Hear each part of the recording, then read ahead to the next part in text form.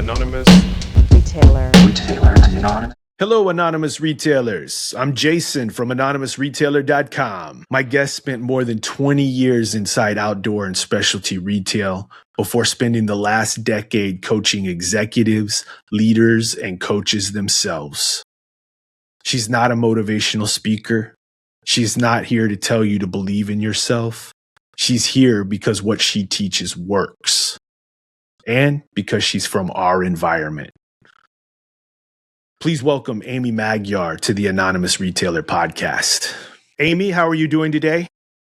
So good. So stoked to be here. Well, I want to thank you for taking the time to come and chat with us on the Anonymous Retailer podcast. This is a topic that I have been wanting to bring to the podcast for a while. And I'm very happy to be here with you today discussing this topic. It's so important, right? We know forecasting, we know ROI, we know all of these technical details are so important for our success as retailers. And yet this one is, I think, just as technical, but gets missed all the time. Yeah, you know, the tagline for the website is Retail Therapy for Retailers, and it is all about retail headspace, and that's what we're going to be discussing today.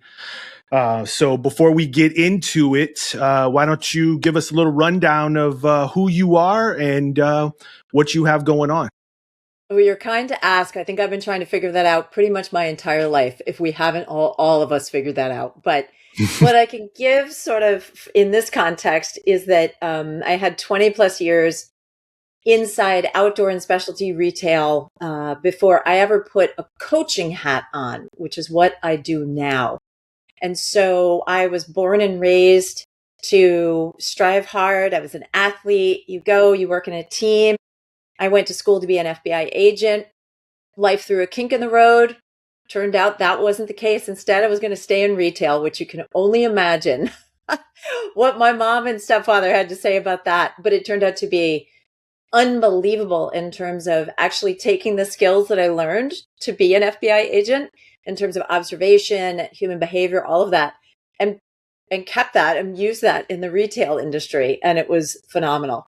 But about 18 years ago, I learned about coaching, and not coaching like soccer coaching, but life coaching, right? Thinking from the head up and helping human beings, because there is no human handbook, right? And so I realized that a lot of the human handbook was within people. And I wanted to sort of put my life experience of the psychology background, but then also human behavior that I saw every day on the retail floor in a buying office, and bring that to light. And I became a coach. And here I am 16 years later doing it full time. And I own a little global company named From Within Coaching. We have coaches spread all across the world doing the work that we just feel really strongly that needs to be done in. FBI agent, huh? I was not aware of that.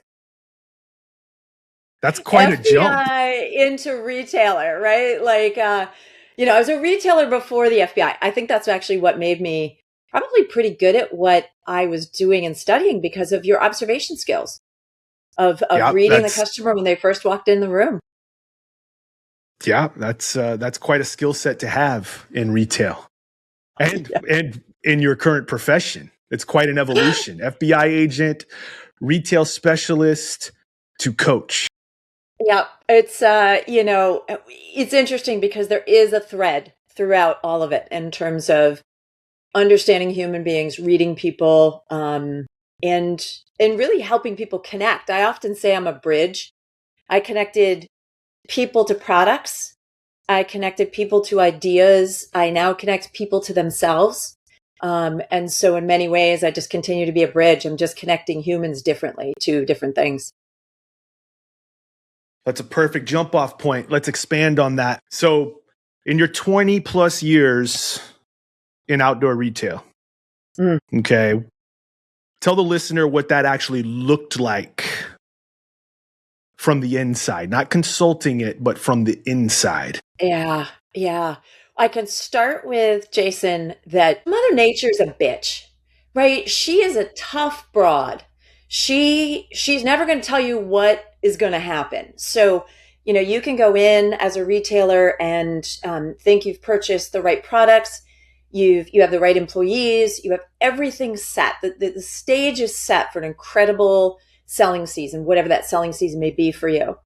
And all of a sudden, Mother Nature throws a curveball at you, and she has completely made it the hottest or coldest or, whatever it is, the complete opposite of what you thought was going to happen.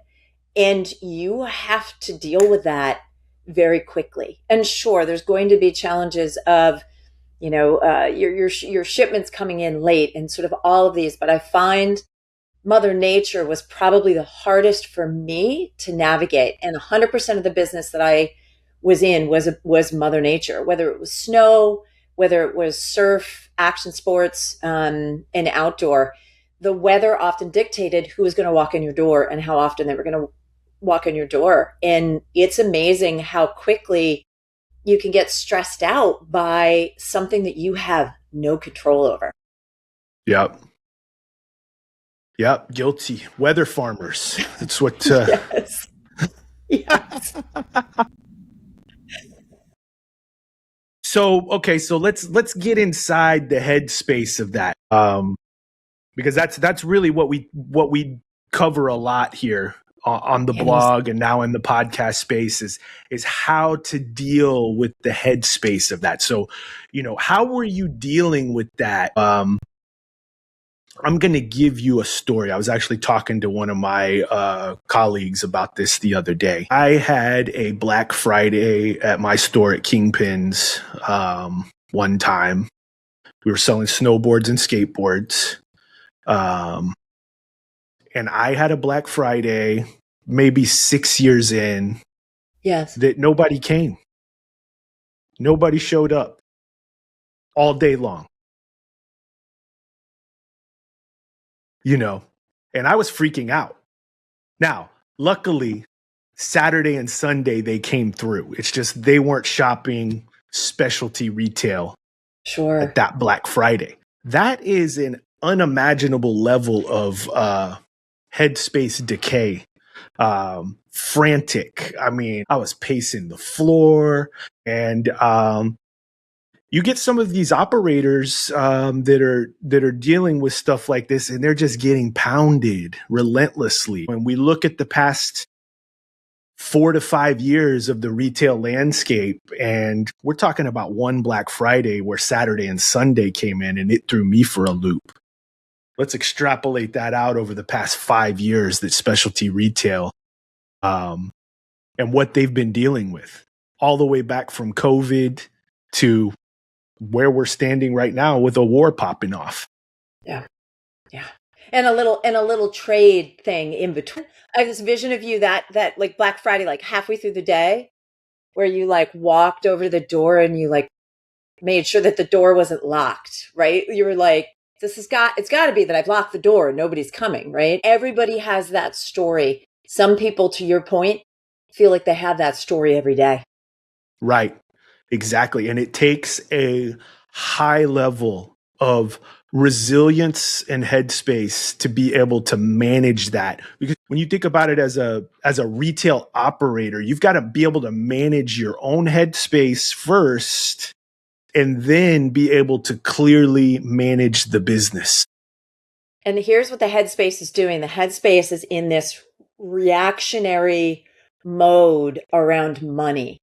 A lot of the business owners that I've worked with, both in specialty outdoor retail, as well as just in regular sort of, retail, non-industry, as we like to say, real retail, is what I found is about 68% of those business owners say that they've delayed or avoided a major business decision because of the financial stress that comes from being, constantly being in that reactionary sort of mode of there's not enough, I'm not enough, I've screwed this up, I can't do anything right, these things. And by not making the business decisions, some very simple ones, those business decisions aren't being made. And that's creating sort of the ripple effect, right? And that's coming from reactions that they're viscerally having, right?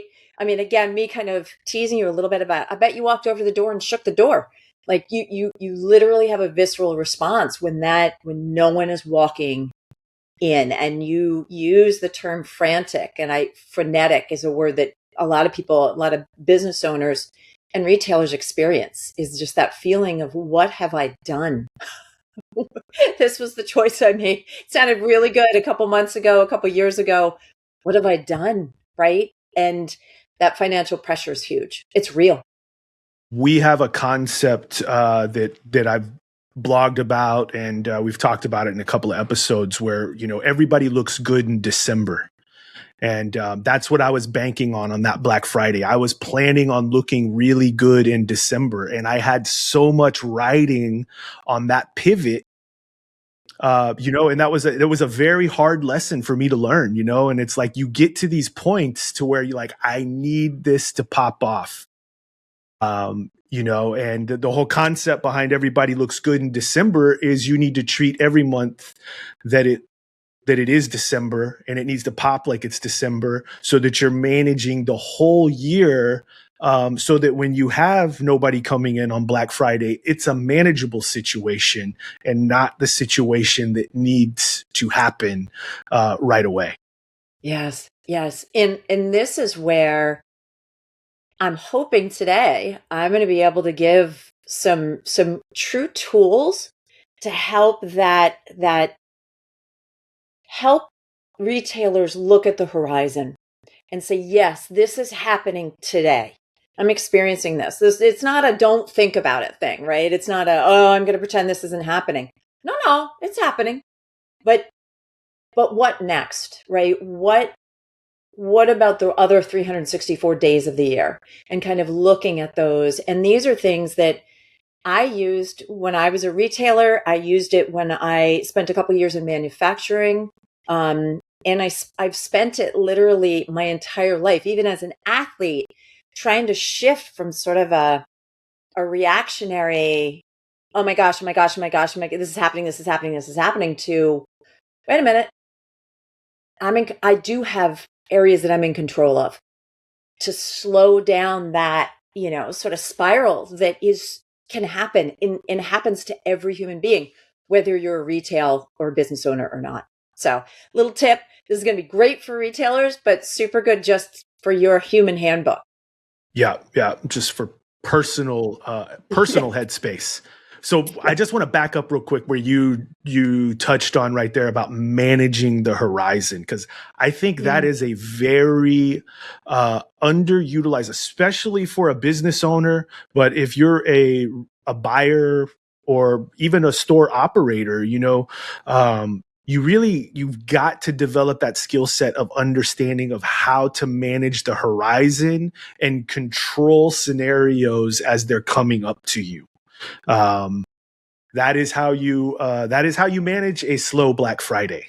Yes. If your buy is managed correctly, and you're not gambling on the buy, if the buy is realistic, if you understand where the volume bands sit out on the horizon, if that buy lines up with those volume bands, I was probably gambling a little bit in my buy on that Black Friday, thinking I was a little bit bigger than what I really was. And, sometimes the retail business has a way of reaching out and touching you and bringing you back to reality. And so that's a big thing about what we talk about here on the podcast and on the blog, is managing those time horizons, managing the horizons through sound merchandising decisions, and then just controlling them in and hitting those volume zones and moving on with a clear head. Yeah. It comes down, you so beautifully framed it. In my mind, it sort of comes down to that question. This is not something your listeners haven't heard before, which is, what can you control? Right? I can't control Mother Nature. I tried. You tried. We've all tried. Can't handle her. She's in full menopause now, right? She's gotten half flashes. She is really all over the place. Like, we can't control her. What we can control is how we react to whatever is happening. And for your retailers who don't have to deal with Mother Nature, wow, right? How lucky are you? Consider yourself lucky that you don't have that to try to figure out. But at the end of the day, we can't control our landlords, truly can't control who is and isn't walking into our doors, right? We can market to them, we can put an ad campaign out, but truly we can't, go out. I don't recommend going out in the street and grabbing people and telling them to come in. You may get arrested for doing that. But what you can control and what you can manage is your response to what's happening. Because I think one of the things that happens so much, especially as a coach, that we help people through is we get a lot of people that say, I need you to help me find the 25th hour in the day. Flat out. And I'm like, wow, me too, right? All of us. We just need that. If we just had that one extra hour, we'd be fine. And what we know is that doesn't exist. We can't do that. Not yet. Maybe someday, maybe science and technology will be able to do that. What we can do though, is we can manage our energy. And our energy management comes from deciding what to focus on, what can we control, what can we not control.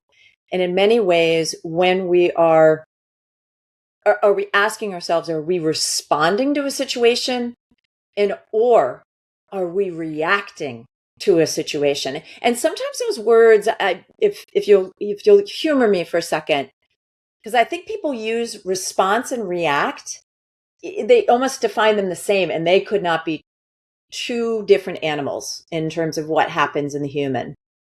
Will you let me play with that a little bit? No, let's play. Let me just put my thoughts on it. Give it. React is adrenaline based.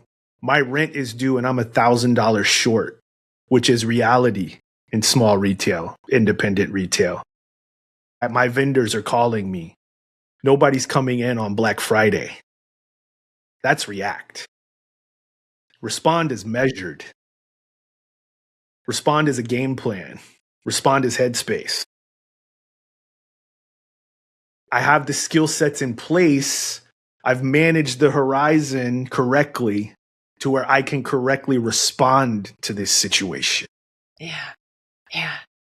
And even just, I hope your listeners go back and listen to you, because even how you describe being in a reactionary state, your pattern language was different. Your voice was different. You can almost just, I think everybody just kind of clenched their teeth and went, because maybe you've all been there, but your body reacts differently when you were reacting. And when you respond, there's so much more a measured, controlled flow. So even just you explaining it, you showed the difference between the two. And the outcome is two totally different things. Yeah. Yeah. React is going to be probably a little shaky, maybe a little sketchy groundwork underneath you. Respond will be firm footing. You nailed it. You absolutely nailed it. Reacting is instinctual. And in reacting is not a bad thing. Let me just explain that for a second. Is if reaction is sort of a visceral, instinctual, you immediately feel the flare, your body gets hot, you get tingly, right? Your heart rate races, you are in reactionary mode. And that was so important when our ancestors were, let's say, on the tundra and we see a lion coming at us and there's one tree. And, instead of just kind of, thinking, I wonder what the best action for me to take right now is, our amygdala immediately said, hit the tree, get up to the tree. Yeah, a lion can climb a tree too, but you have more ability to survive if you climb the tree versus just standing there and taking on the lion. And so reaction is something that I don't want to tell people don't do, because there are in some situations you want to do it. The problem is that most people react when they should respond. In responding, in my mind, it's a conscious choice. It's a skill of becoming aware of sort of what is happening to you. and resisting sort of resisting that like desire to act immediately. And instead sort of just mentally pausing, tapping the brake, whatever the metaphor is that you want to use, literally for a split second to ask yourself, I ask myself the question, what's the truth? Because interestingly enough, 99% of the time, what's going through our head is the story we've made up. It may not actually be the truth, because we will, when we react, right, we future cast. Does that sound familiar to you at all? Yep. Right. And it's usually the worst case scenario. It's brutal, right? It is brutal. We go to a whole other world. And I have people who say to me, Amy, I don't even have time to tap the brakes for a second. I have to fix this. I have a customer that's screaming at one of my employees. I have a shipment of Black Friday products that just landed in the Pacific and is not coming into my doors, right? Because the whole ship sunk or whatever it is. That was my entire buy. I'm screwed. I'm not saying that you don't feel the impact of that. But what winds up happening when you react and don't pause for even a second to say, what's the truth, and ask that of yourself, you often actually will spend more time, because viscerally you lose all this energy when you react. And so immediately that triple espresso that you had before you walked into the store that morning is gone. Your adrenaline just knocked it right out of your body. And so you're going to be drained, exhausted, unable to actually make decisions as to now what, because of that reactionary phase. And so I'm going to go back a second for the 25th hour. Can you imagine if you could self-regulate a little better your highs and lows and those energy spikes, of maintaining them and making them a little bit more manageable, so that you don't have the 25th hour in the day, but the 24 hours that you do have in the day, you're not completely blown out and you can actually make some decisions. Does that make sense? No, it makes 100% sense. I'll come to me in a minute, but I was listening to something the other day where they were talking about, the manageable amount of energy that you have in a day. And I just don't think a lot of people understand how much your mental energy gets tapped when you are in this highly reactive state.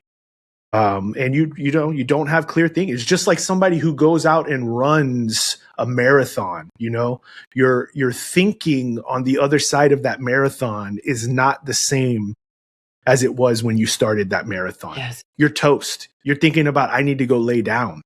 Like, you do not have the wherewithal to change a tire if needed. Exactly. And when you actually need to react, when you actually need to make a snap decision because it's life and death, you're so fried from snap decisions all day long, you can't make them.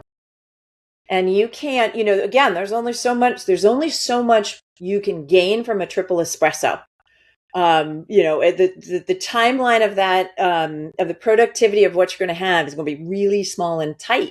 But you can't depend on that. And I think I'm going to talk about this sort of use the B word, which is sort of the burnout that, at least for the clients I worked with, we did a study, and about 64% of entrepreneurs who reported burnout, what they were reporting really was chronic daily fatigue and exhaustion. But it wasn't so much like the physical body tired, but they were more in a fog. And that fog came from not being able to sleep and being in reaction mode and not being able to recover. I mean, I work with athletes too. It was a little side hustle in helping them in the performance. And there's no thing in as an athlete of overtraining. There's actually something called under recovering, where you're not recovering. And I think what I'm trying to share a little bit, I think you're picking up on it, is, life is going to happen. Retail is going to happen. Mother Nature's going to throw a curveball. Trade wars are going to throw a curveball. Pandemics, wars are going to throw curveballs at you. how you respond to that and how you decide to face it is going to be what determines the victory for you or not. And, with athletes, the most important thing for them to do is to recover. But I don't know that as retailers, we take that on as a tool that we should use. And recovery doesn't just mean sleep. It could mean, listening to your favorite music, taking a walk with your dog, being with your family, the forgotten family of retailers, right? Whatever it is that helps you recover, that is going to keep you in this place where you can then look out into the horizon, right? Here's that horizon headspace to say, what about, yes, this is happening to me today, but where are there opportunities in the other 364 days? And that's not being Pollyanna, of saying like what's happening to you right now isn't real. It's real, right? You're experiencing it. The fear is real. The guilt of, wow, I put my family in this situation, or whatever's happening for you is real. But the truth is, what is probably going through your head about what the outcome's going to be, that's where we do that, spin ourselves to the worst scenario that you talked about. So a couple of things I want to touch on there on your the points you made. One thing that I've noticed, so I'm in year 32 in this business now. And one thing I've always noticed over the years, in retail especially, and I'm sure that it's like this in other businesses, is this bravado of always being in the weeds. Like I'm busy, I'm grinding, and it's like, I'm always, I don't ever say it sometimes if I'm close to somebody, like you might be grinding, you might be busy, but are you effective? Huge difference. And, and that's just what, just like what you're talking about, this react mode is like, it's, there is always this, this air of machismo and bravado-esque, aura about some folks that are in this react mode, and really what it is they're in react mode. They're out of control. And they're covering it with, I'm busy and I'm grinding. Yeah. Yeah. Right. The retailers who are in constant firefighting, Yeah. often make mistakes, and they mistake motion for progress. Right. And it's, you're answering every text, you're chasing down every markdown. You're jumping on every problem. You're jumping into the sales floor to fix a situation that maybe doesn't need to be fixed. Maybe you let your customer service lead actually tackle it and stop over functioning, right?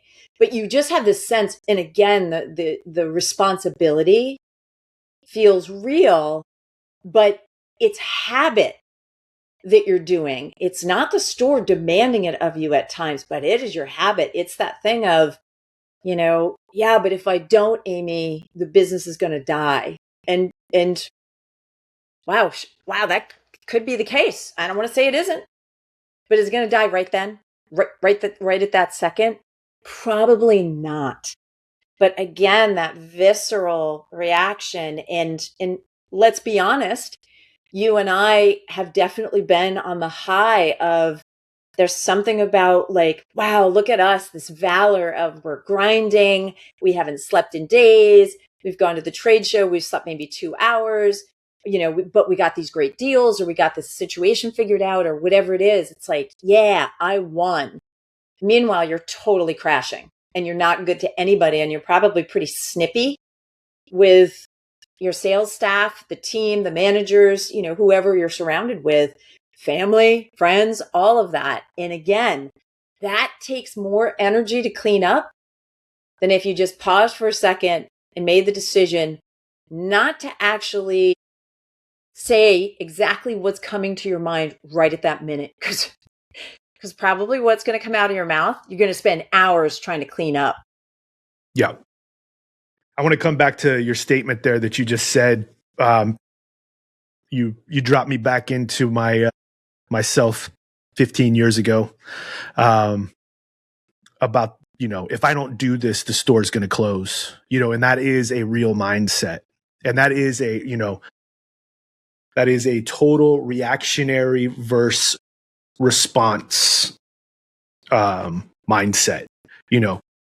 That is the reactionary, like, I've got to hold all this stuff tight. I'm holding this, this ball that's barreling down the hill together, and it's just me holding this thing together.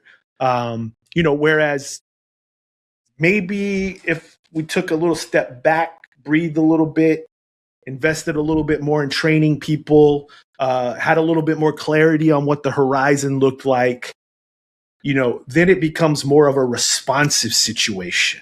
Yes. Like, it doesn't have to be me all the time. Wow, that's the other thing too, right? Yeah. Yeah. I have taught, and that's it. That's part of this headspace. Part of this headspace is, being capable of letting go, being capable of transmitting your knowledge to other people and letting them fly. Yeah. So that you can breathe and focus on what needs to be handled. I want to touch on something that I think is so important around this reactionary, being reactive. It's an operational risk. I mean, it's like not locking the door after you leave your store, right? You're like, I'm just not going to lock it today. Just let somebody have it. When you decide to stay in reactionary mode, it is operationally risky, and not just a personal one.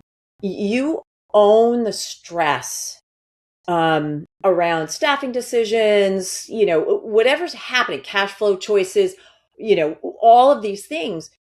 And that isn't just that fog, that stress, that reactionary sense. It doesn't just affect you, but it moves through your entire operation.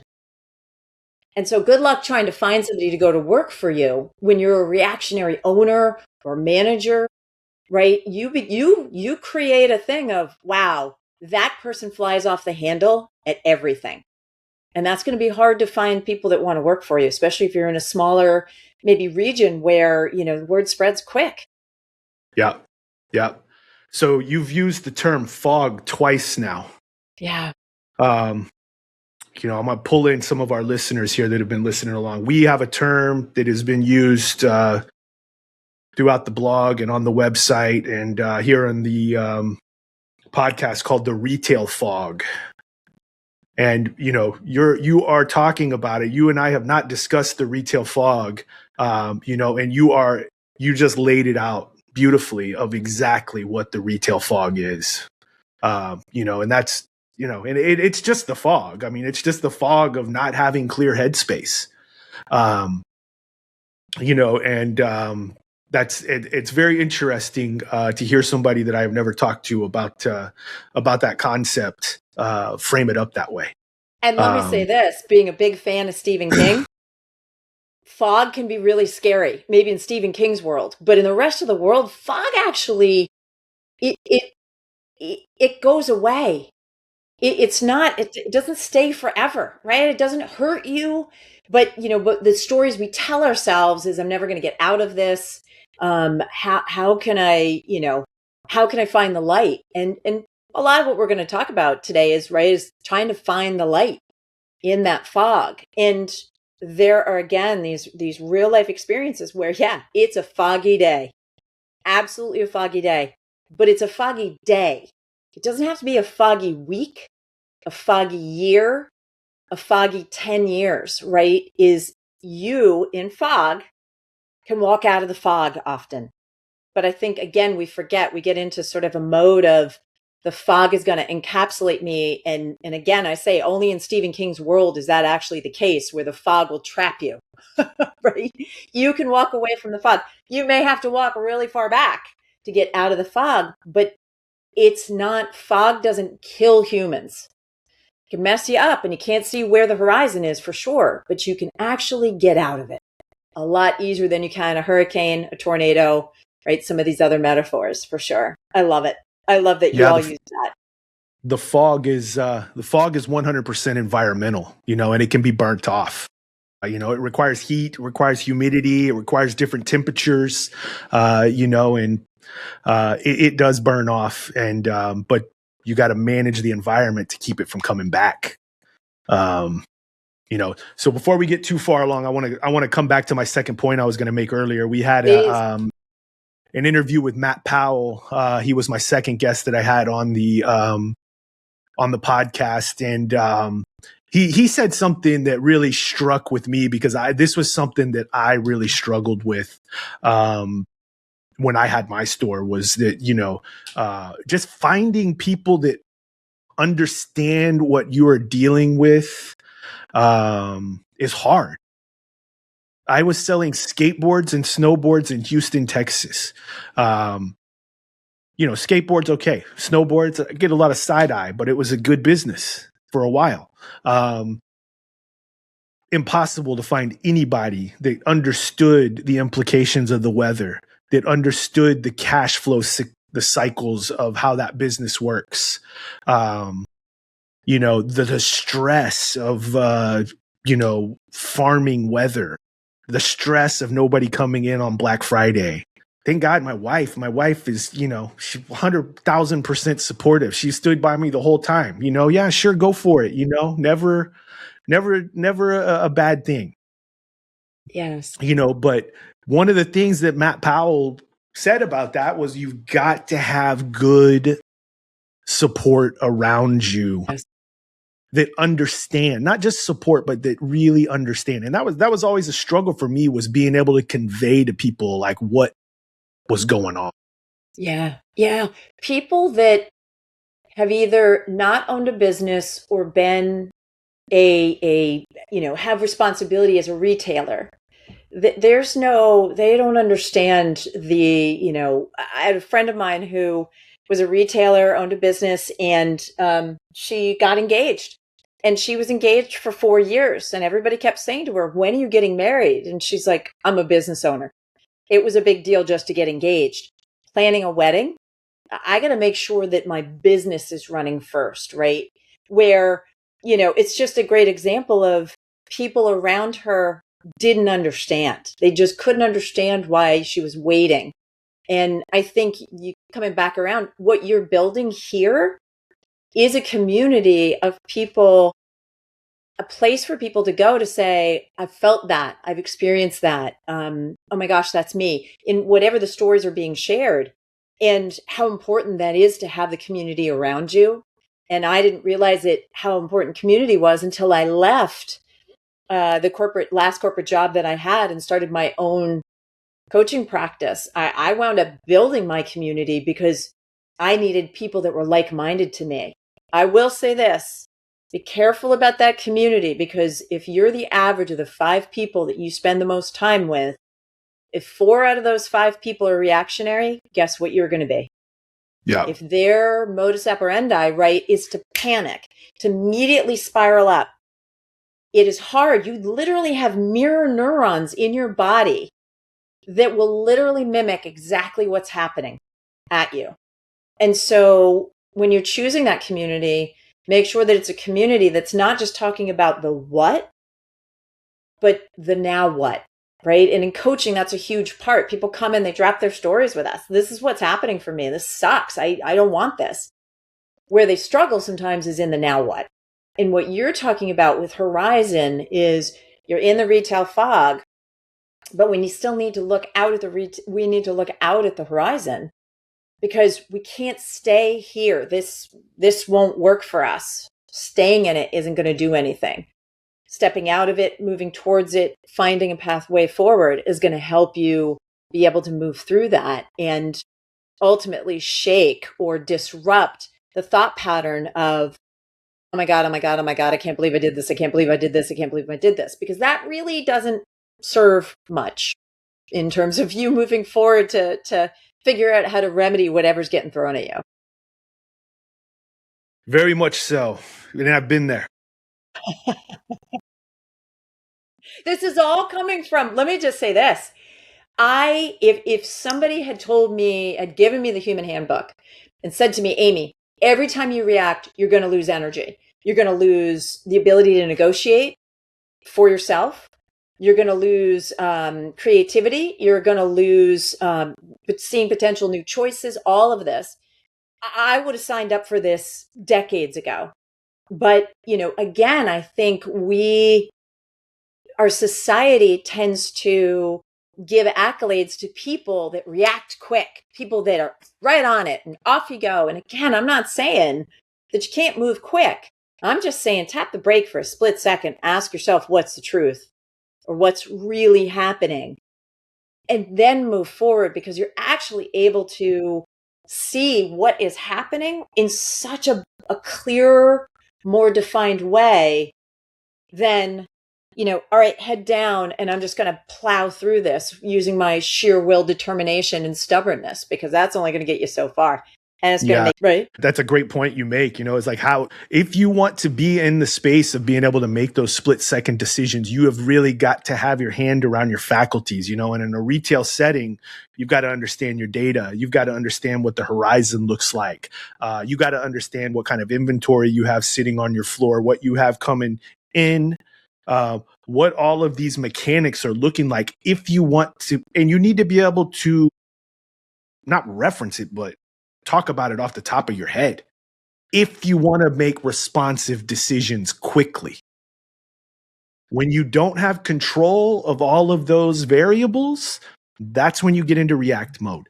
That's when crazy amounts of inventory start showing up. That's when the cash starts drying up. That rent is coming. We can't have all the inventory sitting on the floor hogging up all the cash, and I'll tell you what, the learning to respond versus react can save your life. 100%. I don't often tell this story, but when I was in college, working my way through, thinking I was going to be an FBI agent, I worked in the sneaker industry. I was a sneakerhead. I sold the first Air Jordan. Like, I'm that old, right? And I worked in a store in downtown Georgetown. And we would often have people that were dealing drugs come into the store, literally throw money at us, and just, hey, I just need a size 8, pair of shoes, and off they went. And I had a gun held to my head. And I was not alone. My manager was in the back, but the young man who was in reactionary mode was screaming at the manager in the back, if you walk through this door, I will shoot her. And he said to me, I need you to open the drawer, open the drawer, give me all your money, give me any money that you have. And I said to him, I don't know what, this was the one time when I was younger that sort of I came into response mode. But my response mode was looking at him and saying, this is going to go one of two ways. And I'm really rooting for the second way, which is you walk out of here alive, and I do too.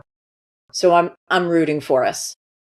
And the kid was like, okay, open the safe, open the register, which I did, because I knew right then that was not the time. I didn't have, even though I was in training to be an FBI agent, I did not have what I needed to be able to win that. And I went to that response. And what's interesting is, because I wasn't reacting, it helped him slow down. And I think because there was a chance that I was going to get shot, because I have a feeling I was his first robbery. He was very nervous.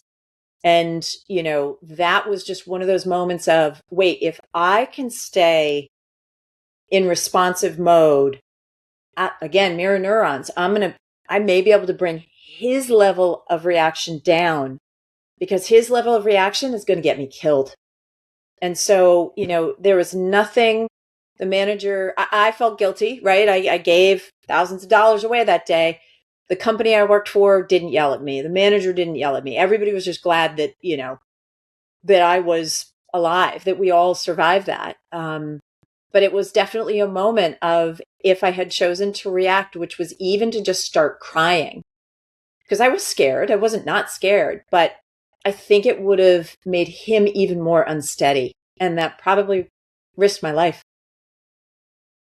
That's an amazing story.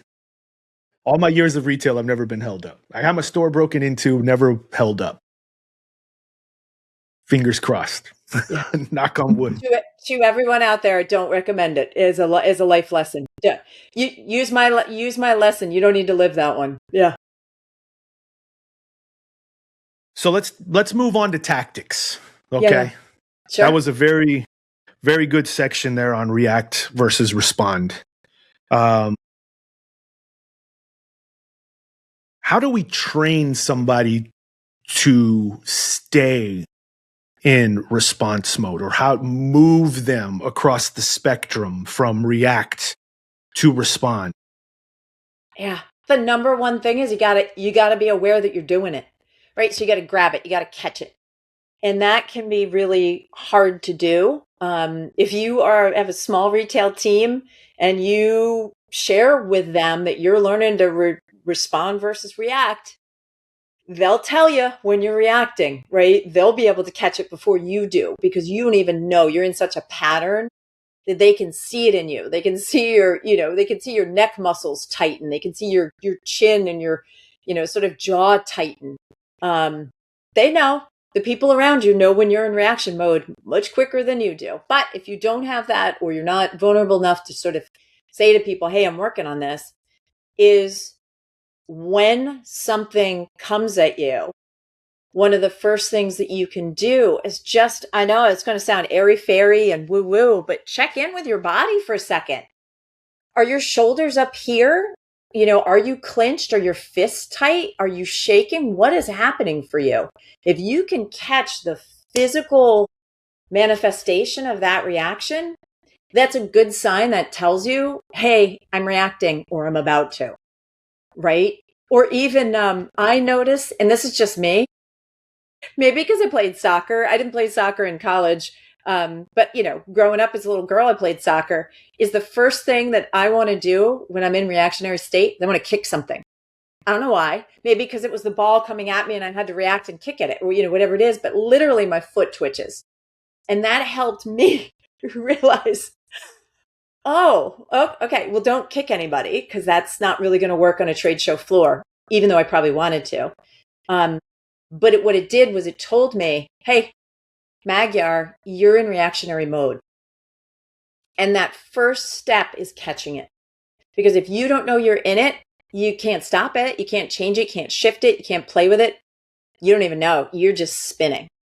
And sometimes after the reactionary moment, you're so exhausted that that's maybe when you realize that was a reaction. I will say this, most of the time when we react, we are reacting to someone.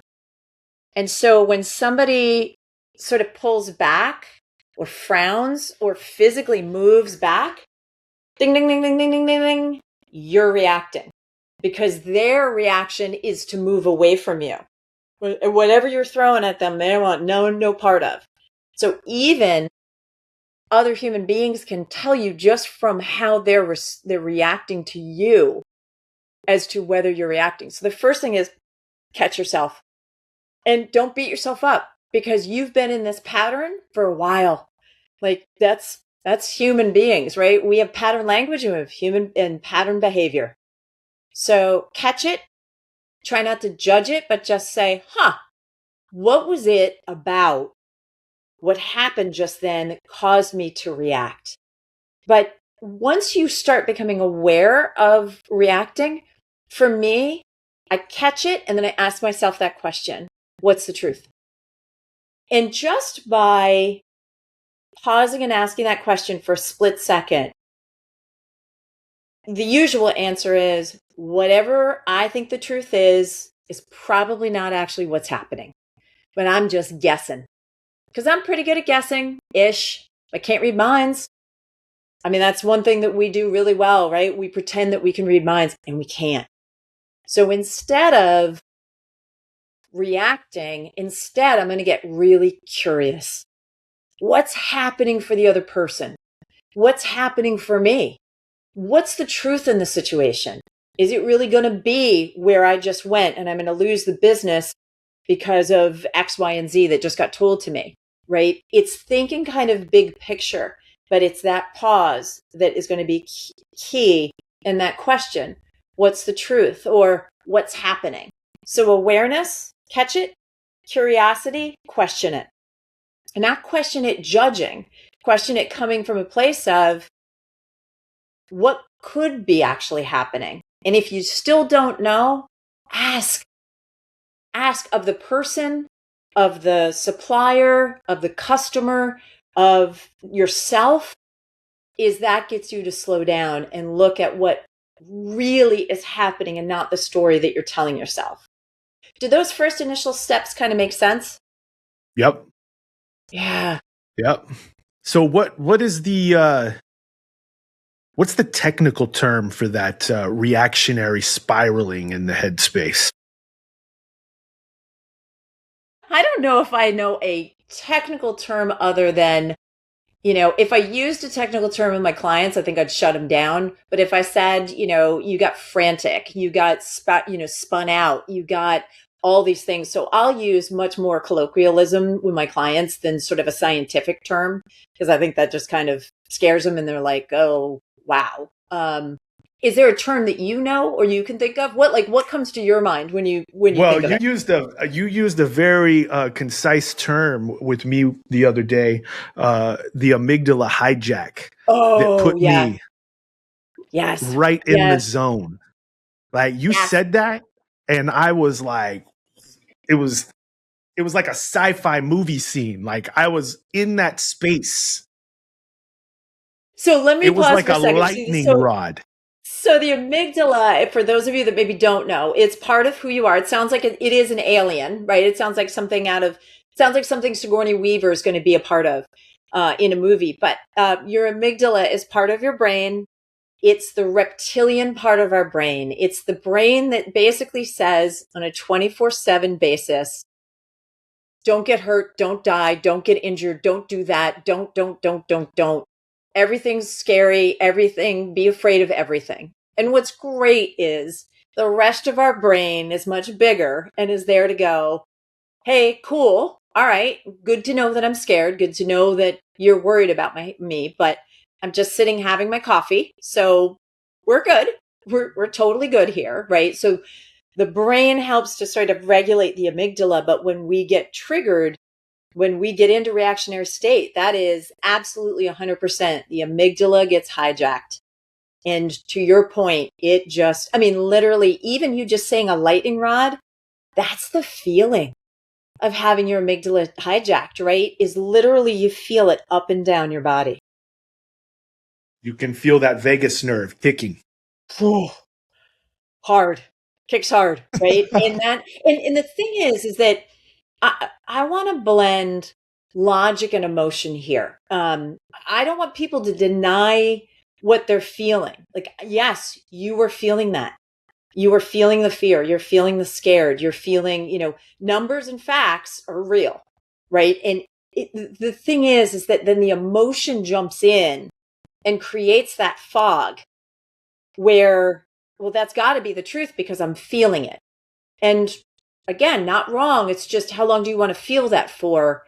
And what you're feeling and what you're telling yourself about the feeling, is that the truth? And that's where we go from reaction to respond, because we're just tapping the brake and saying, what's the truth? In this day and age, the truth is an interesting word, right? A lot of people play with the word truth. That's for sure. It's kind of like, not to get too outside the box here and talking in analogies, but it's kind of like going to the gym. You gotta keep your response mindset in shape, and you have to be practicing it. Headspace has to be practiced. Yes. Otherwise you will devolve into a reactionary state. And a great example, we've been talking a lot about coffee, and now all I'm doing is craving coffee right now. But one of the things that happens, watch a human being in Starbucks, right? They buy a $10 latte because it feels like that's what it costs right now. And it gets knocked over. And I tell you what, everybody in that store has the same reaction as the person who spent the $10 on the coffee that just got knocked over. Is everybody goes, that's a reaction, right? It's just coffee. And especially if There's nothing on the table. There's no laptop or phone. It's just the coffee and it spills. Yeah, you just lost $10. That sucks.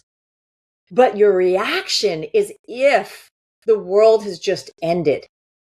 And every time you do that, you lose energy. You lose the ability to then make choices. You lose, I mentioned that you lose your negotiating tactics. When you are in reactive state and somebody's in responsive state, they're going to win negotiations every time because you are coming from an emotional place. You're coming from fight, fight, fight, fight, fight. And what I learned in negotiating is you don't come from fight. You come from sharing information and helping find that common ground, even if your common ground is a little more on what you want is a little more on your side than theirs. But screaming has never actually made somebody go, yeah, I'll give you 10% on that. That's not the way people dig their heels in more, right?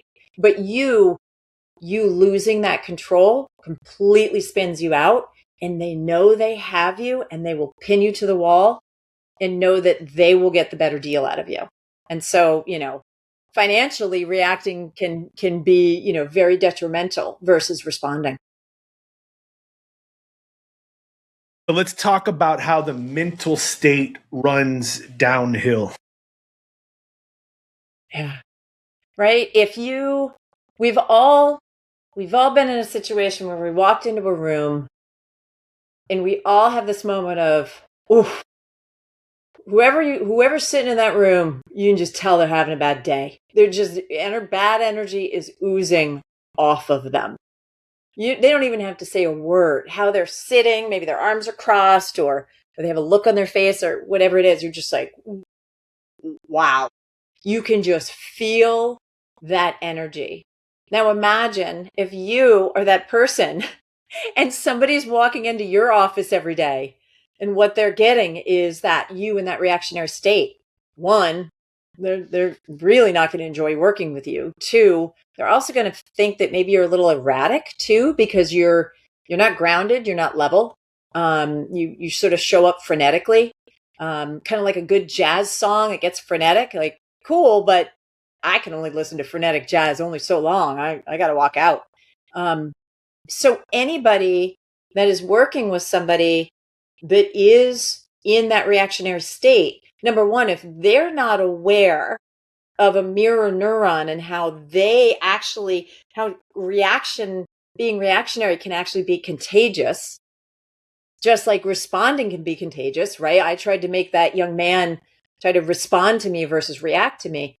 It runs downhill in everything, in the people that you're working with, the people that work for you, your sales staff on the floor, but then also customers.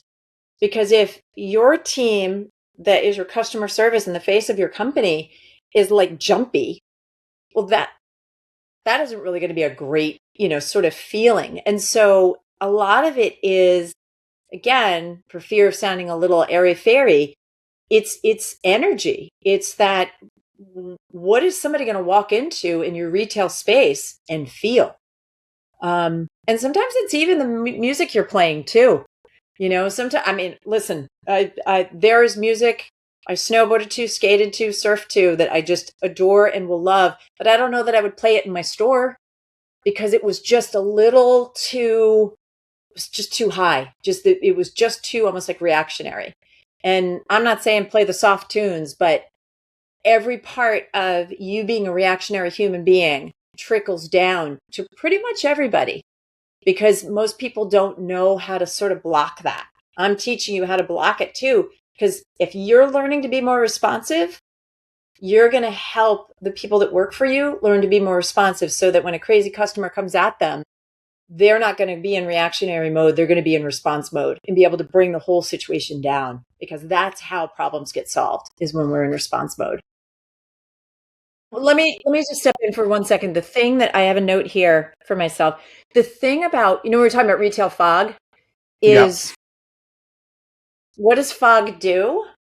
It doesn't just stay at the top. It like settles in, right? And so reactionary fog, being reactionary is just like fog. It settles in. And so, again, you can open the door and release it, get it out. It doesn't have to stay in anymore. Use a fan, whatever it is, right? Ask yourself what's the truth, get into responsive mode, and that fog will dissipate. But, just like fog, it will take over an entire room. Yeah. It will take over the entire room. You are 100% correct. And then it's trapped indoors. Yeah. Yeah. You know what?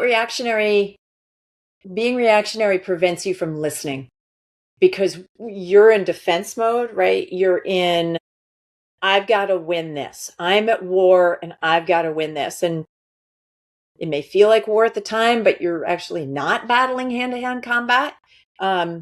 But you stop listening. And the second you stop listening, you stop being curious about what's happening for the other person, for the customer that's pissed, right? For the employee that's pissed at the other employee, all of those things. And so, because what's going on in your head is not what's happening, but it may be more so, how do I get out of this?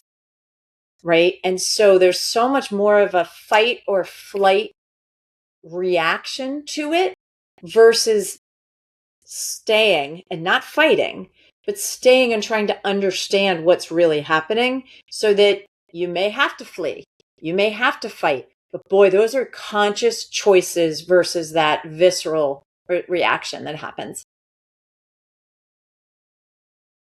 So you talked about coming out of that state. What does the stabilization look like coming out of that state? Wow. Let me paint a picture for a second here, right? We all got into retail for lots of different reasons, but I think the theme is probably same as we loved what we were selling or buying to sell, or right. We came in it because we love the product. We love the customers. We love the community. We want to offer this. We wanted to get more skateboarders out there. We wanted to get more people on snow. What I wanted to get in the beginning of my career, I wanted to get more runners out there running and enjoying their time on their feet, right? But nobody tells us that running a store is sort of mostly going to be an exercise in managing their own nervous system under financial pressure, right? Nobody said, hey, cool, great, you want to open a store. Guess what? Doesn't matter what you choose. Doesn't matter what the product is that you buy. Doesn't matter if it comes in on time. Your number one job is going to be to manage your nervous system, right? I don't know many people going into business for themselves, or definitely not retailers, who are told that. And I think that is the gap for independent retailers where, they're kind of burning out. They don't know what it is that's burning them out. And really what it is, it's their own nervous system. So imagine, right? I'm talking about all the scary stuff that happens when we're in reaction mode. When we're in response mode, we have more energy. We're not burnt out. We feel more grounded. We just feel healthier because literally our brains are not in this hijacked. We're actually in there with our brain. We're not letting the amygdala kind of hijack it and run it off. And so imagine walking into your store and being like, I don't know what's going to happen today, but we're going to navigate it. And that sounds really simple, but it's just that feeling of whatever comes at me, we're going to handle it. We're going to handle it. And it's that calm. Doesn't mean that stuff isn't going to go sideways, but it is a sense of a deeper calm. And you start getting excited again. Maybe you start touching the product on the floor, or you yourself as even the business owner, you go out on the floor and maybe you fold a couple of things because you want to get your hands back on the product that you were so excited to bring in. So when you feel reconnected to your store, to the people that work for you, touching the product, wanting to be out in the community, there's one of the beautiful benefactors of going from reactionary to response stage.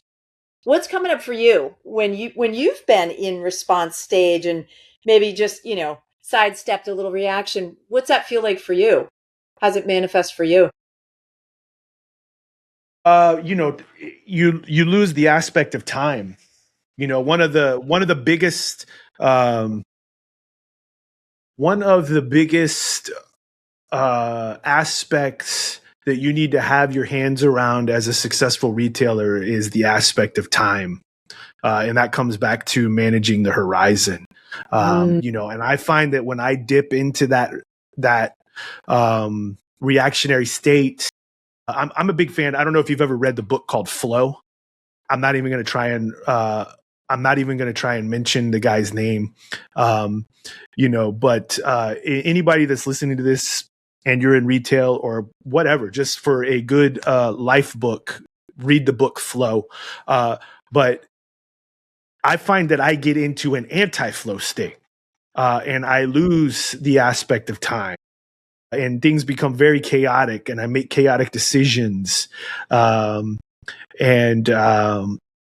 It took me a very long time to be able to get myself into a headspace to be self-aware of that.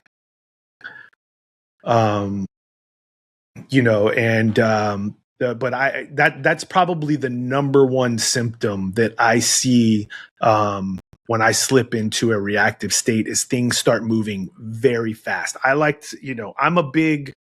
If you've read my content, you've listened to my podcast, I'm a big manage the horizon person. I like to deal with things when they're 10 miles out and slowly manage them in. When things get close in and the wheels start falling off, I'm human. I do get stressed out just like everybody else, but I lose that. I get into a very unproductive flow state. There's a positive and a negative flow state. And I find that I lose the aspect of time and I start making these very chaotic decisions. Yeah. And those chaotic decisions look like markdowns. They look like, and that's something. Let's talk about markdowns for a second. When you were in response state versus reactionary state, you were going to mark down your product less often because you're not in panic mode. You're like, maybe I do one item. Maybe I don't do the whole category. I just try one thing. Maybe I don't do it at all. Maybe it's just the day that everybody looked at it and said it was too expensive. But then the next day somebody walks in and says, I'll take 10, right? Is that when we go to a responsive state, we're not frantically marking everything down. We don't need more recovery time, right? We probably need less because we're not so, blown out. You're not losing staff, right? That's a great example of being in reactionary mode is your turnover. But instead your staff is much more relaxed, happy, they're in flow, they're at ease, the customer comes in, right? These are some of the other tangible things that happen when you are in a state of response. Yeah, versus, as you said, that sort of anti-flow. It's such a great way of describing reactionary, for sure. Let me just give a little bulge to this conversation. And let's take it from the operator side and that amygdala hijack, and let's move it down to the sales floor. We had a great episode on 2 months ago, Steven Gendron and Andy Phelps from Cranky Bikes up in Canada. And Andy Phelps dropped the term, it's active or death. And we were talking about active selling on the floor. And what you were talking about there we were talking about this markdown and, if we keep the sales floor in a productive state and out of this reactive state in an active, not reactive, active state, we don't have to take the markdowns. And that keeps us in a responsive state. And so there's a whole level of management throughout your whole operation of active responsiveness that we don't talk about it enough as retailers because we are caught up in the mindset of I'm hustling, I'm grinding, I'm busy, and really I have found more oftentimes than not that is a cover for I'm out of control. Wow. True. And when have we ever in our life had something positive come from being out of control? I mean, there's not many things I could think of. I don't know about you, right? Yeah, you might, there might be an anomaly here and there, but you can't reproduce that. When we're in this responsive state, you have tactics in place that you can duplicate. I can duplicate how I train somebody to handle this task, and we can repeat that over and over and over again. When I get in this frantic state and I'm just making these little short decisions, that can't be reproduced. Right. And really, you, especially you as a former business owner, you were the steward of retail to every single human being that worked for you. They will tell stories about you till the day they die, because I know I do. Whether it was the person that owned the company I worked for, whether it was the manager I worked for, right? All these things is how you're showing up day to day. Is you're either going to be the butt of a joke of, I never want to work for that kind of person again, or, wow, I learned so much from him or her. I learned that if I stayed, that if I stayed in a responsive sort of mode with a customer, that we could find the common ground to help get them to the yes and get the product out the door, whatever it is, versus battling them.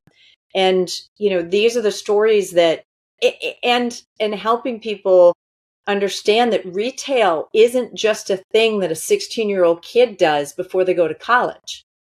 It's a way of earning a living. It's a life. It's an incredible, when it's going well, there is nothing better. You're providing a service. People are happy. You're paying a livable wage to, no matter, whatever age, stage, or wage the people are that work for you, right? You're giving them this place and you're giving them an experience.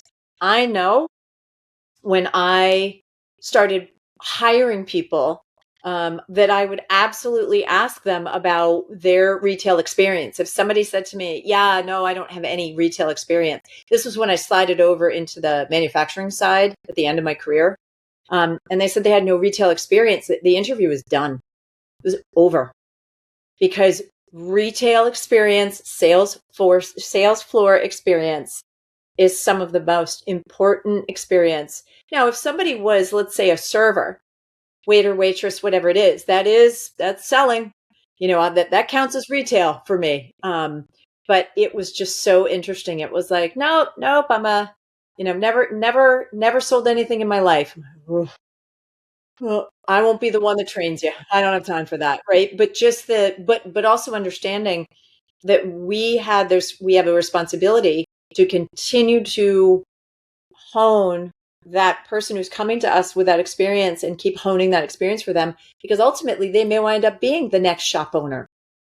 You may get them 100%. To buy, your business or to start a business on their own, right? Those are the stories and those are the things. So in many ways, we have a responsibility not only to ourselves, but to those that are a part of our organization to stay in response versus react. It's just healthier for everybody.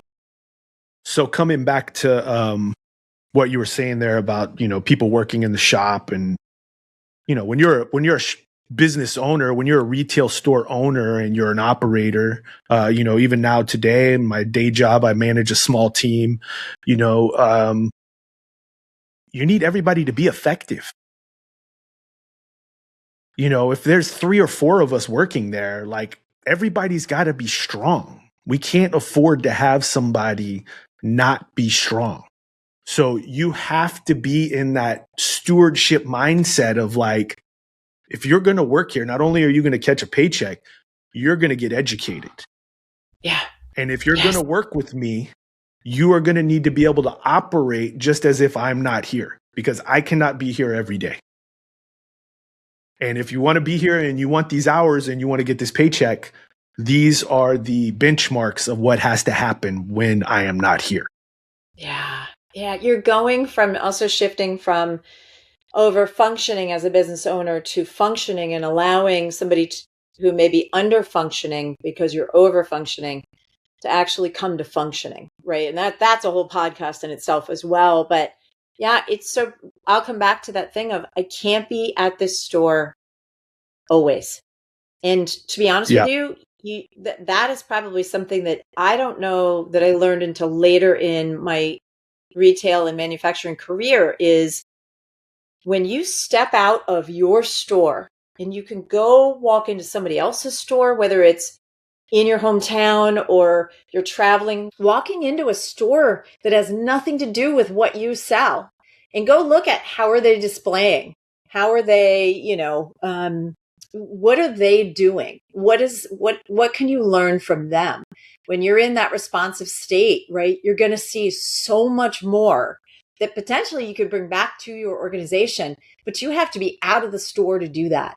And in order to do that, right, you got to make sure that you have people that are feeling that they have some ownership in the organization, that they respect you. And boy, is it hard to respect somebody that's reactive. A lot easier to build respect when there's response instead of react. So we moved along here. So I want to, because we're talking about operators here again, and I want to jump on this topic of passion versus headspace. Now, I'm going to tell you a story, okay? Please. Love it. Give it. So when I opened my store, okay, I opened in 2004, and I was coming off of a 10-year run.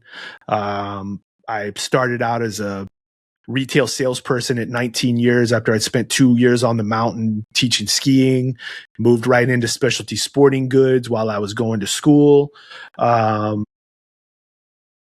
Started out as a young salesperson, worked my way up, became GM of 3 different stores within that chain over a 10-year spread. And I was like, I'm going to open my own store. And I made that leap, fully jazzed up. I was 29 years old. And I opened my store. I signed the lease, 1,300 square feet on a main street in Houston, Texas.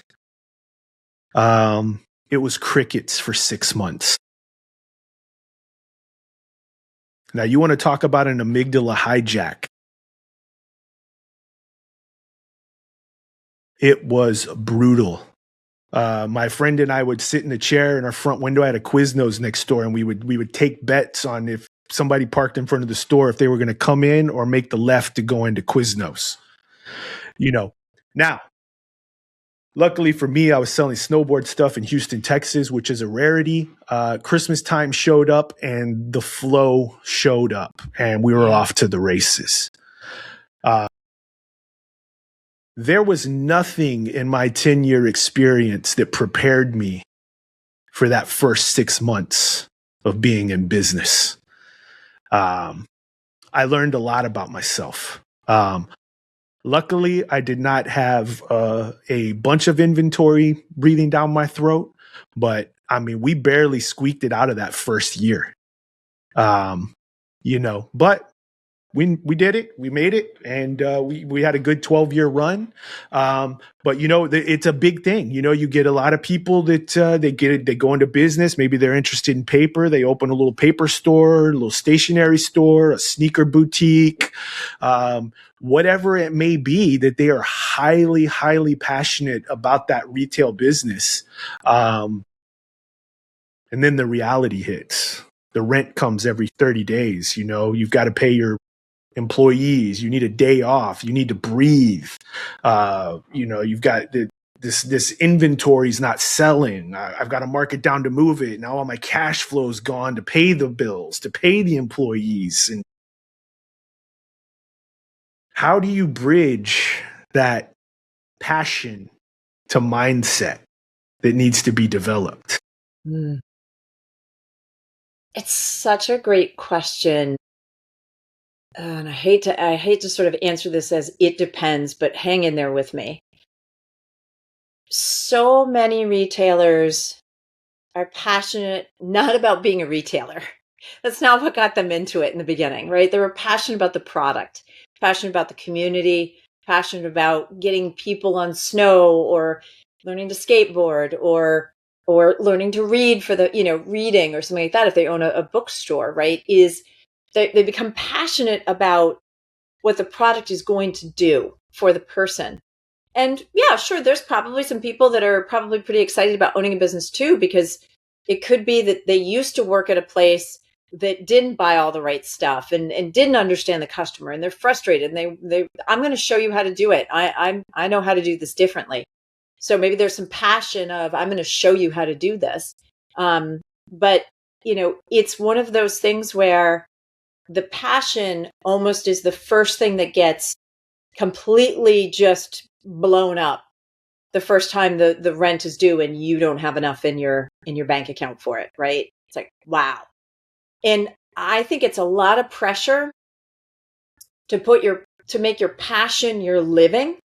And so I just a speed check with people of like, your passions can stay your passions. They don't have to become a business. They don't have to be, that's a lot of pressure to put on them. But if you are willing to do that and no other way of doing it, right? I chose not to be in the FBI. I chose to be in the sporting goods industry. I chased passion over safety, right? And sort of a safe job, a federal job with, with benefits.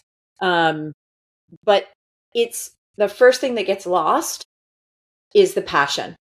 And so what can we do as an individual to make sure that that passion doesn't get lost?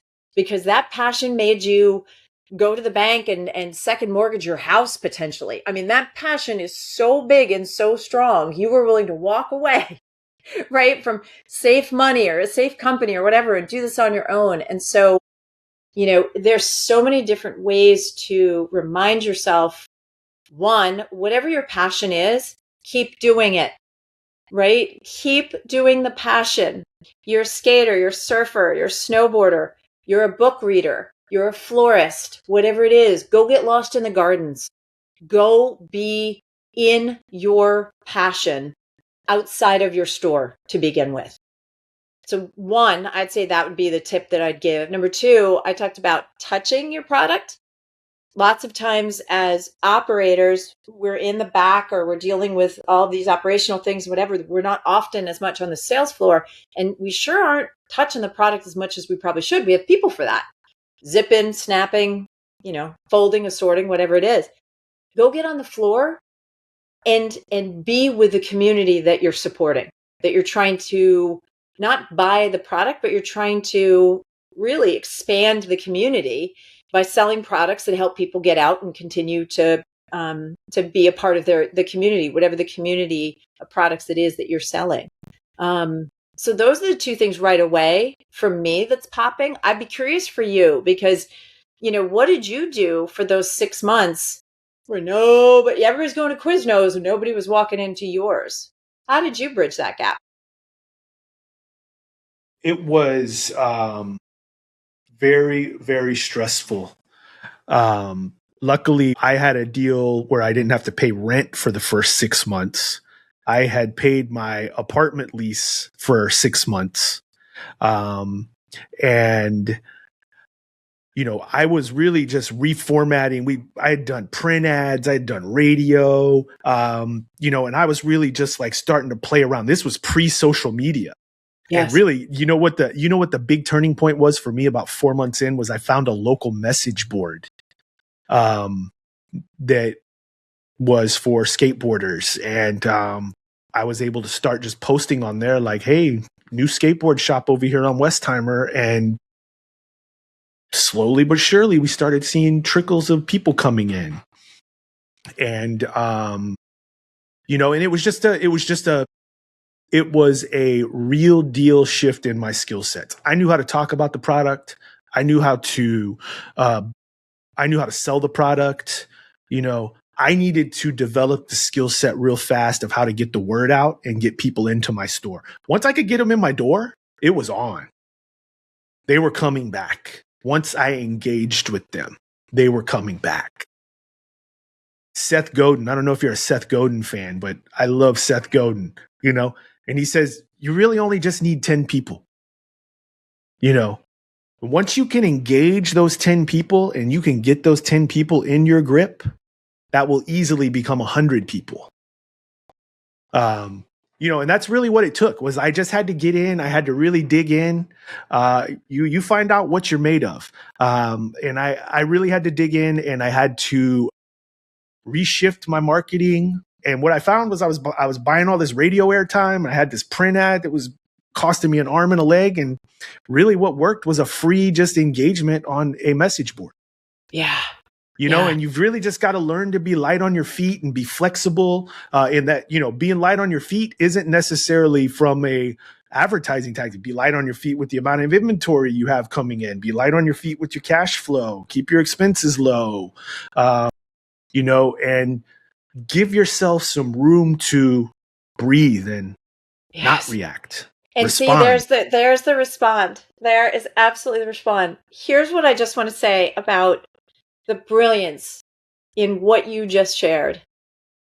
The tip I was given, even though I own my own business now, it's not in retail, right? It is a virtual storefront. I'm still in customer service, but I'm not selling the product. I'm selling as a human being, right? It's a coach. However, the tip that was given to me by another business owner was every business owner you meet, no matter what they own, big company, small company, they're a retailer, they own a food truck, they own a flower stand, what doesn't matter. They're a business owner. Ask them what was something that they learned that they'll never forget, right? Or what's their tip that they'll never forget that was given to them. And you just did it. You just said to people who are maybe listening to your podcast for the first time and considering becoming a retailer is that you just shared, negotiate into the lease that you do not have to pay for the first 6 months of your lease, because it's going to give you some breathing space. Make sure you've got yourself taken care of financially, because if it doesn't hit right away, right? But what a gift you just gave people by sharing, and what a gift this whole podcast is, because what we're doing is we're just telling stories, right? And sharing our experiences and lessons learned the hard way, right? From, bloody lessons kind of thing. But it's so powerful, the community that you're building, because it's tough to learn it on your own. Sometimes we have to, sometimes we don't have somebody in our lives, but everybody runs into a business owner once in the day at some point. Pull that business owner aside, ask them those questions. Hey, I just started a business. It has nothing to do with the kind of business you have, but what is a piece of advice you would give me about owning a business? And I think that is so powerful, and you did it beautifully. Well, thank you. I wouldn't be here to talk about it if I didn't live through it. It took me a long time to be able to pull all this together, to be able to openly talk about it. It's not an easy thing to close a business down. We weren't in bad shape, but it was just the economics of the situation and the landscape were like, it's probably time to set the sun on this. Yes. And that's the whole purpose of this podcast and the blog, is that if you think about, I've got 2 kids, and all the advice I always got was be the parent that you always needed to your kids, and I'm wanting to create content that I needed to listen to when I was in the mix of operating my store, and that's the whole purpose of all of this. Love it. It's just, so let's get down here. We've talked about all these stories about react and response. So what does the success of this look like? Yeah. All right. Yeah. So you've been coaching for a long time. What does it look like when somebody makes that pivot? What are you seeing in the transformation of that person? One, they just completely are a different human being. They are just, there's a groundedness. It's the only way I know how to describe it. They just show up grounded, whether it's in person, coaching. We work with people all across the globe, whether it's on Zoom or phone or whatever it is. So maybe we can't physically see them or not in their presence, but they just show up grounded. They feel solid. They act solid. They don't show up. They show up with real problems. They show up with challenges, but they're so much more looking for a thought partner than an advice giver, right? They're sort of able to, maybe I have a solution to this. I just want to talk it out a little bit. They're just showing up with different energy because they're in a place of, it's okay to pause and think. It's okay to look at this. The world's not going to end if I stop for 5 seconds and ask myself this question. And so just how they show up is physically different, and their energy is so different. And they start making better money because they're not doing the crazy markdowns right away. They're not selling off their inventory quickly. They're not pissing off the employees that work for them. They're not creating more issues from being in a reactionary state. So it's not that issues don't happen, but they're much more able to also start to talk about the horizon and what is next for my business, and what is next for, should I be thinking about bringing in a new product category or a new brand to compete with it, or whatever it is, or should I expand to another store? They're looking at horizons, and versus sort of it's transformational coaching versus transactional. I got this problem right now and I've got to fix it. And that's shifts. So from transactional to more transformational is really what I see often. So would you say that dealing with that horizon is a shift that you've seen in people? Oh, yeah. When I talk about the horizon a lot with some people, they're like, what are you talking about? And it's like, well, if you're going to be in retail, you need to know how to deal with timelines and the horizon. You can't be in this short-sighted, like now. You want to deal with the horizon and bring it into you. Yes. Yeah. And for so many people, I think of as an athlete, every sport I've ever competed in or been a part of, where your eyes and your head go is where you go. So if you're on a bike, you're on a skateboard, you're on a snowboard, tennis court, whatever it is, if you look down, you lose everything else that's around you, right? You're so focused that you miss the bigger picture, you miss what's happening. And usually where your head and eyes go, you go, so you fall. And so what I like to say is one of the best things that we can do is look out at the horizon. If we're riding a bike, snowboarding, skateboarding, surfing, running, whatever it is, don't look immediately down at what's in front of you, but just look out a little bit. And honestly, that's what happens in fog. Is you can't look so far out. And I'm not talking about, 20-year horizon, because sometimes that's just too far for people. And in the fog, you can't do that. But your lights, the way a fog light is designed not to be able to see what's right in front of you, but what's a little bit more forward in front of you. And that metaphor of having your eyes, sure, every once in a while you need to look down, but do it quick. And then look more ahead of you, because that is going to be where you're going to wind up. If you're driving a car and you're driving at 50 miles an hour, it doesn't matter where you actually are right now. What matters is where you're going to be in 2 seconds from there.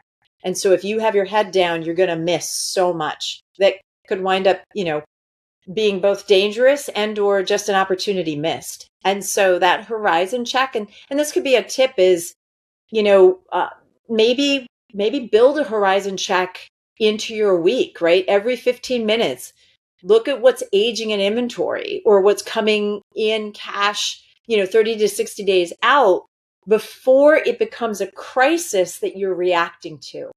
Lots of times retailers do this because they're just like, I don't want to see what's about to happen. It's like a car crash. It's it's a train wreck, whatever it is. I get it. I've been there. And yet you wind up cleaning. It takes longer for you to clean that mess up when you don't look than when you are looking out at the horizon. And you can catch things maybe a little bit quicker, and maybe prevent something from getting completely catastrophic and out of control by looking out at the horizon. When they're manageable, not necessarily quicker, when they're manageable and you can get your arms around it. Yeah. Absolutely. Right. Love it. So I like to close out with 5 points. Okay. So we have somebody in full react mode right now, independent retailer. Okay. What do you think? What does that look like? What do you think they do? They reach for the markdown, they fire off an angry email, and they hire in a panic instead of a plan. That's what reaction is, right? They are making decisions, but they're making really bad decisions often. Yeah, agreed. Yeah. Again, just like we said earlier, good decisions aren't made in short time frames. So productive pressure versus the kind of pressure that's eating you alive. How do you tell the difference? Productive pressure has an endpoint, and a plan attached to it. Something's going to end, right? And sort of, but there was a thought put into it. The kind that's eating you alive, it has no off switch, and no one else who knows it's happening often is, it's sort of a very internal thing that happens. And nobody else knows that it's happening for you. Yep. So what do you think an independent retailer constantly underestimates about themselves? Themselves, right? Yeah. And their ability. Yeah. But no joke, though. I think how much of their stress is actually a solvable systems problem, whether it's cash visibility, markdown planning, staff planning, rather than a personal failing. Because I think immediately what happens often is a retailer will go to, I'm wrong. I've done something bad. We get into being like 5-year-olds. I'm no good at this. I'm no, whatever, versus really sort of focusing on, again, what they can control, and that this doesn't mean makes you a bad person. It's just, this is an experience you're having and you can get out of it, but it shouldn't completely crash you. Yeah, I think there's a very misunderstood level of self-discovery that goes on, especially with somebody that really gets into, you're passionate about whatever it is that you're passionate about, and you decide to get into retail business with it. Just like that same experience I had in that first year, Mm-hmm. You learn a lot about what you are capable of in that business. And I will tell you. And I will tell you, you are a better retailer because you learned a lesson, and it may have been the hard way, but you were a better human being because you learned it. You're going to make all new mistakes and none of the old ones because you learned it. Don't need to learn that one again, right? I mean, that's the thing about it, is that's the beauty of what you're doing here too. People are still going to trip and fall. People are still going to be like, oh, I heard this podcast and they told me never do this. Well, I tried it and it didn't work, but they had to do it for themselves, right? Yeah. That's just part of the learning side. But yeah, if there's any way that we can, with some of our stories and the shares, can help them, maybe not, they may trip, but if they can catch themselves on the trip, then they're not going to actually hit the ground. So this one you've touched on a couple of times in the talk today. So business and the personal life are completely tangled in specialty retail. I was very guilty of this. It's very easy to get consumed in your business. What does that look like for a healthy lifestyle? Yeah. So there's this thing called work-life balance that people talk about, and it's such bullshit, because on Christmas, if you celebrate Christmas on Christmas Eve, your work and your life should not be balanced. Your life should be so much higher on that, sort of on that of what's most important is being with family and maybe surviving, Christmas Eve or whatever it is. But I don't want your work and your life to be at the same level. No, it needs to go this way. If you're a tax accountant, April 15th, yeah, there's a good chance that night you're not going to be home to be with your family for dinner. What I use is this idea of work-life harmony, that there's flow, that there's going to be times when work has got to come first. And there is the same thing that happens there's times when family is going to come first. And when we can pull ourselves out of work, we become better retailers.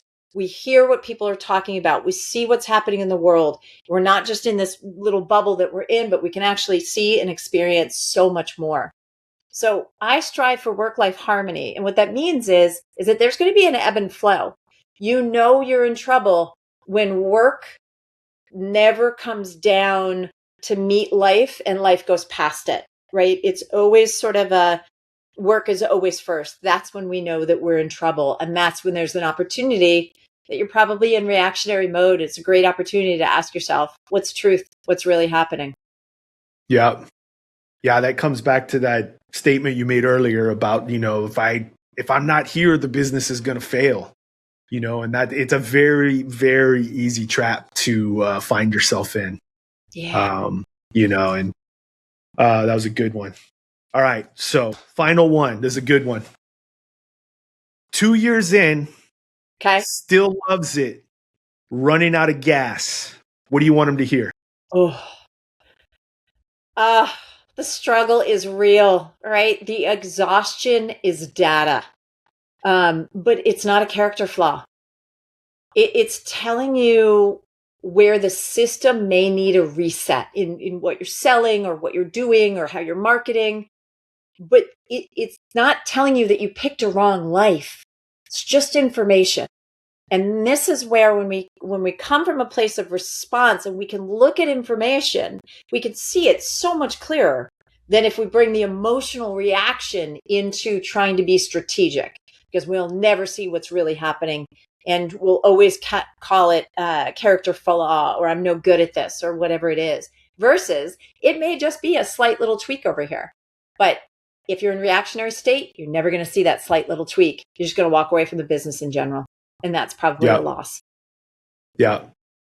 It comes back to that idea of like, you really need to have a sounding board, whether it's having a coach, having somebody maybe out of town that's in the same business that you do that you can talk with. It really, it comes down to, you need to have something external of your business that helps you keep your eyes on the horizon, because it's very, very easy, especially being an owner operator. It's very, very easy to have the headlights dimmed on you, when really you just need a little recharge to brighten those lights back up on the horizon. And we always encourage people to find somebody to talk to, find somebody to air it out with, because it's the real deal when you're going through it. And it's very easy to get caught up in it. And that's the number one thing that whoever's listening right now can do, is find that one person, a peer, a mentor, a coach. You can call them before a big decision and not complain to them after it, right? You don't have to carry every decision alone. There are people out there that are rooting for you and can support you. Spoken like a true professional. Amy, thank you for your time today. I really appreciate you coming on. It was a fantastic conversation. Before we head out here, why don't you tell everybody where they can track you down at? Yeah, it's pretty simple. The name of my company is From Within Coaching. We love working with business owners. We work with leaders at all stages, ages, wages, wherever they're at, including emerging leaders. I love to work with coaches because that is a business as well, sort of building their own business. And then I love working with athletes in the Headspace game. That is something that I'll never not love to do. So, but you can find us at fromwithincoaching.com. We have a huge social media presence, because really for us, social media is just about sharing some light and being a lighthouse in the fog. And a message is going to hit you right one day, and the other day, maybe you don't need that message, but we're just going to keep sending those messages out and hope that resonates for you. Yeah, I love all the new video content that you guys are putting out. That's one thing that we're also learning too, right? Is that as the consumer gets, what the consumer wants isn't just the flat visual of the product, but they want a video of how it moves or somebody using it. And it's the same with us as human beings. I'm sure LinkedIn is its next iteration is going to have a video section where we can put something, not just in a post, but maybe in the profile, where people get to hear what you sound like or talk about, because they do want to kick our tires. They do want to experience what it's like. I am super highly carbonated, and I have a very distinct group of people who love to work with me. And there are some people that just can't handle my carbonation. And sometimes that can show up on the print, or even me warning them and saying I'm highly carbonated. But boy, you get me on camera and you're going to know within 2 minutes whether you have the stomach for me or not, right? And that's okay, because ideally it's helping me not work with a client that isn't ideal for me or them for me, right? Ideal clients and ideal customers go both ways. They've got to be good for everybody, both parties involved. So thank you for that. It's a labor of love putting yourself out there, but it's a great business tip for sure. Well, thank you again for your time. It was a great episode today. I'm really excited to get this out for everybody to listen to. Thank you for being a coach to the retailers. Keep it up. Anonymous Retailer.